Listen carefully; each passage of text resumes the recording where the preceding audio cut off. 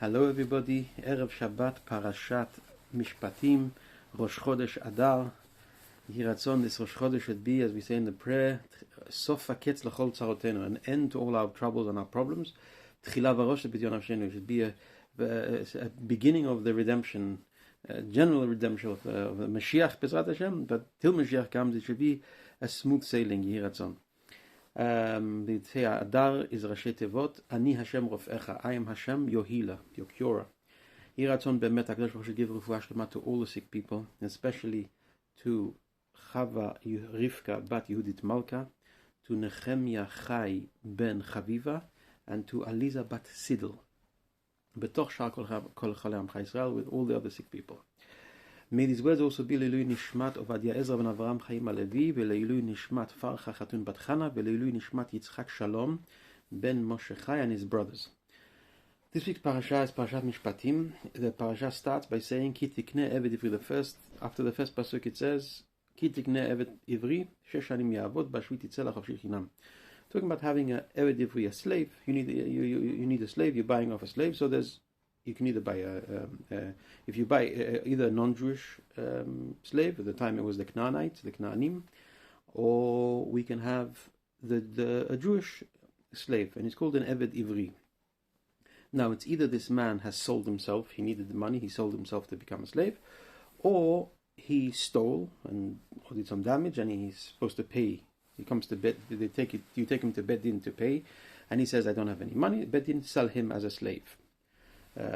So the halacha is, the pasukim tell us that 6 years he's a slave, till a maximum of 6 years he's a slave. The 7th year he's free to go. However, if on the 7th year he turns around, they say, "Okay, you're free to go." He turns around and says, "I don't want to go. I'm happy with where I am. I have a wife, I have children, I'm enjoying myself over here. I'm happy over here. I want to stay longer." The Vigisho Adonav, the pasuk says, "Vigisho Adonav El HaElohim," which means Beit Din. You have to take him to Beit Din, and they take him at the door of the Beit Din, and they pierce a hole in his ear.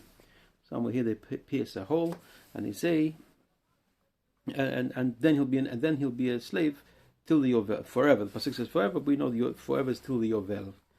Yovel is something that comes every 50 years, so it depends where you're holding in the Yovel, where we up in the cycle. He'll be a slave till then. Questions asked. So what? Sorry, when we say when they do his piercing his ear, there can be two reasons why. Either if the man stole and he couldn't pay back, so we say Ozen sheshama b'Har Sinai. Rashi brings down Ozen sheshama b'Har Sinai lo tignov, an ear that heard on Har Sinai don't steal, and goes and steals. We should pierce the ear because you didn't hear well. Let me pierce your ear, remind you. Or if the person sold himself, it says that Hakadosh Baruch Hu tells Am Yisrael, Ki li bnei Yisrael avadim, they are slaves for me. Velo avadim lavadim. You can't be a slave of a slave. That means you've taken yourself down a grade. You've got out of Hashem's slave and gone to be someone else's slave. We also have to pierce your ear. Why have you done it? Why are you going to be a slave for someone else? Then Farshim ask an interesting question. Why do we wait till 7 years till we pierce his ear? We should go. A person steals, go pierce his ear. Say Ozen sheshama b'Har Sinai, an ear that heard on Har Sinai, don't steal, stole. Pierce your ears. Ear that heard, don't be sold, don't be a slave. You're my slave. You can't be slaves to anybody else. And he went and sold himself to become a slave for somewhere else. Pierce the ear. Why wait 7 years? Chachamim tell us an interesting insight. They tell us that it's called Eved Ivri, first of all. Why Eved Ivri and not Eved Yisrael or Eved Yehudi or something? Why it's called Eved Ivri? Chachamim tell us we were called Ivriim when we were in Egypt. Once we came out of Egypt, we're not Ivrim anymore. The Psukim tell us this all the time. So we were Israelites till we left. Till we left Mitzrayim. Once we left Mitzrayim, we called either Yehudi or Bnei Israel, Bet Yaakov. Sometimes we called.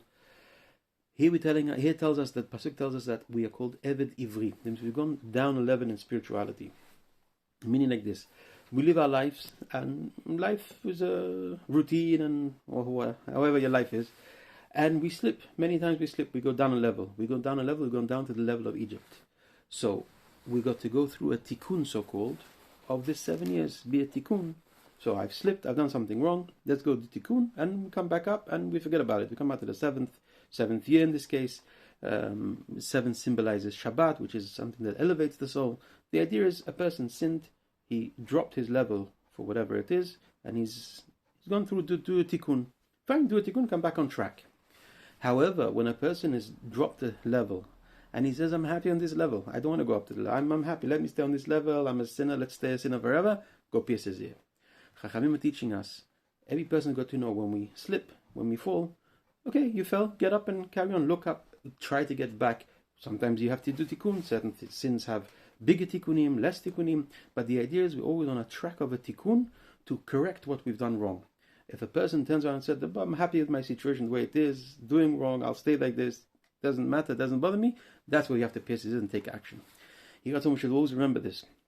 Whenever we fall or sidetrack or drop or whatever word you want to use, we've gone off, we've lowered our spiritual level for whatever reason, always remember, it's just turn back and go back up. Turn back, face back, and come back to HaKadosh Baruch Hu. He's waiting for us. Shabbat Shalom, and stay safe.